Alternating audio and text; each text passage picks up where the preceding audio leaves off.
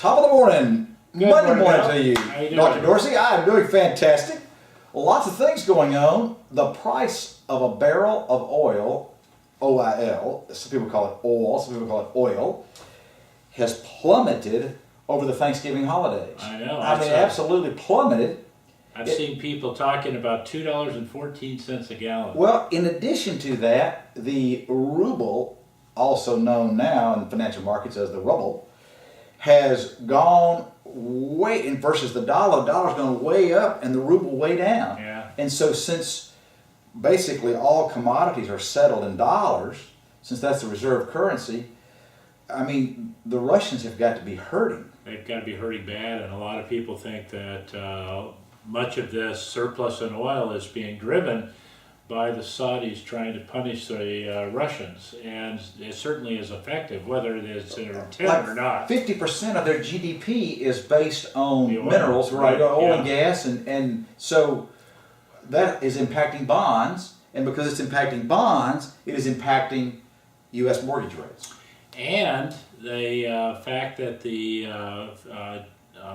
Freddie and Fannie have changed their new standards, we're seeing 97%? right, and lower FICO scores. So that I've seen banks that are talking about 620 now. So now people in Mississippi can get a loan. Yeah, well, That's hopefully, good. That's good. Hopefully everybody else can too. Exactly. Well, if we can't, everybody can. Yeah. Well, So that's all good.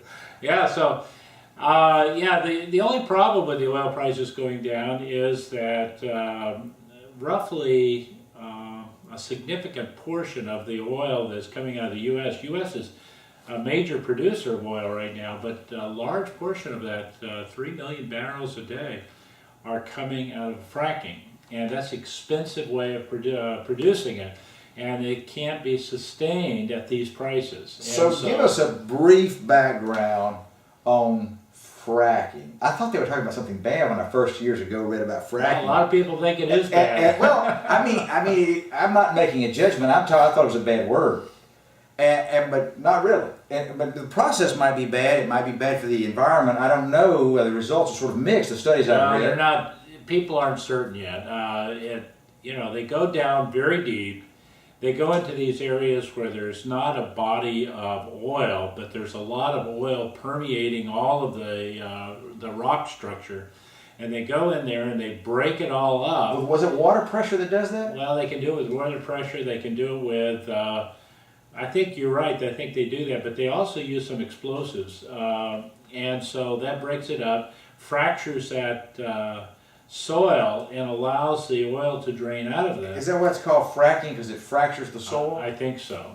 But Well, I'm not sure. well, the reason I asked the question is you're an engineer. You have a degree in mining engineering. I realize you've been in the solids as opposed to the liquids, but basically in terms of mining engineering, they have a new way to extract the oil. That's right? correct. Or the Yeah. oil. I'm Yeah. not sure it's oil. It's oil distillates. Yeah, and it's very impressive, the technology that you use. They often go down very, very deep, and then they turn, and they go lateral for a long way. That's amazing to be thinking about drilling like that. Well, but it's probably because they don't want to pay for your mineral rights. Okay, so I mean, what you would do is, we have got this in this country, this historical view that mineral rights run basically up and down, so they're to the center of the earth. And if you go down on somebody's property and drill across somebody else's property, that's a different deal. I think there's some lawyers. I think there are too. So we're seeing actually that oil and gas is directly impacting, or at least indirectly for sure, impacting mortgage rates. Absolutely, and there's another aspect of that. Not only is it impacting the rates themselves, but there's a feeling of wealth, and actual wealth, that has been created by these oil prices coming down. How long does it take for that to cycle through the psyche of the consumer? Well, I think it's happening now. I mean, I'm seeing a lot of articles about it in the press, and interviews from people who are saying that they've got it. The retailers coming into the Christmas season are all talking about the fact that everybody is coming in and people spending have more spend. They've got more spend. Exactly. Because they don't spend it at the pump, and they just feel better. I've got a Ford F-150. Gas guzzler. It is a gas guzzler, all right? I feel bad about it. It's a Ford F-150 pickup. It's a Pacific Cadillac, a double wide. Right. And I go in, and it used to cost me like $75, $80 to fill that thing up. Now it costs me like $50. Isn't that great? It's fantastic. You're rich. In fact, it's coming down. It keeps coming down. And so, I mean, I drive often to Jackson or to the Memphis airport. And it used to be painful. Now it's like, it's not that bad. Yeah, well, that's good. Even though you get like 14 miles per gallon, 14 gallons a mile. Yeah. Having said all that, it's coming way down, and so people feel like they have more cash in their pocket and they're spending. That consumption is what drives our GDP. Oh, absolutely, and that's going to start having multiplier effects, you know, because what you spend is someone else's income, which then goes up.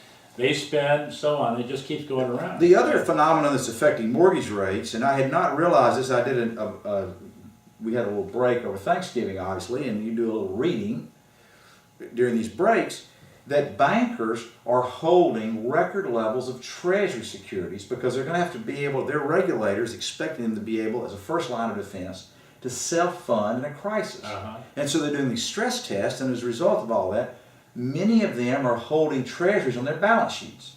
They're bidding up the price of treasuries. Right. We thought the long-term rate would be, the 10-year rate would be 3%, but Just it's going to be a lot closer to 2. Right, It's 2.17 this morning. Right, and you know, with the problems in Russia and other places, you know, there's still this flight to quality, this right, haven right. and safe haven. So, what do you make of all that? When is that going to turn? Do you see it turning? Do you see it turning in 15?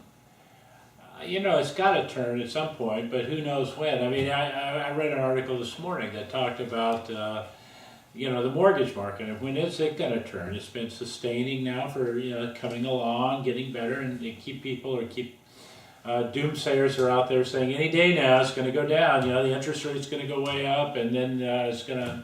But that's not happening. In fact, we may see a little refinancing boomlet here. Not a real full-fledged boom, but boomlet right at the end of the year and first of next year, because rates are low. They're below 4%. I know. The 30-year rates are real good.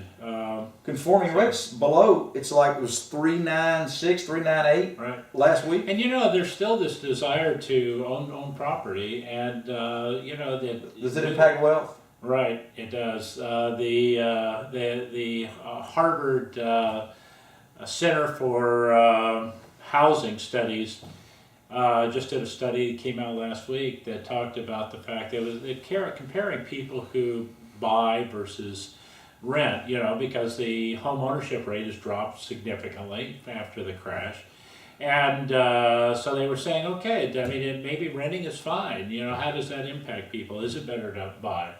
The answer is no, it's not better to rent. It is better to buy. The wealth accumulation of people who pay that mortgage every month is significantly more than the people who rent. I've never really been able to separate. I know they were looking at the wealth effect, the pure wealth effect. I've never been able to separate, is it the discipline of having to make that payment every month? It's a lot easier to sort of slough on your rent than it is to slough on your house payment. Well, I think the idea is I think the discipline comes in that when you're making that monthly payment, whether it's the rent or the mortgage, with the mortgage you're creating equity. And the rent you're not. That's true. And so that's what builds that. But you also take care of what you own. That's true. Far better. I mean, let's talk about your rental car versus your car you own, okay? If you hit a few bumps, in fact, if there's a speed bump, you go along and away you go, okay? You don't worry too much about it. Not in a rental car. If it's your car, you worry about the shocks, and so you go slow over that speed bump. You don't worry about that in a rental car. I mean, you might, but most people don't. I've got one last question. Okay. We're almost out of time. Okay. I've been reading the New York Times this weekend. Really? And there was an article there that I think has significant impact and something that our listeners were really going to want to know about. It turns out that when entrepreneurs and CEOs are starting to feel like capitalism is coming back, the response is that CEOs are starting to grow more beards.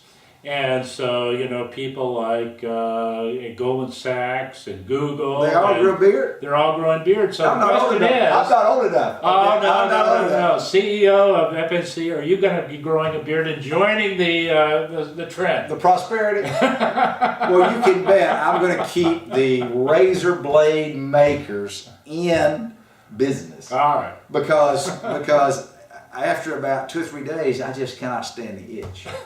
So no, we're not getting a goatee or a beard. So with that, that ends our content portion of this program. You all have a fantastic week. Bye, Bob. Bye.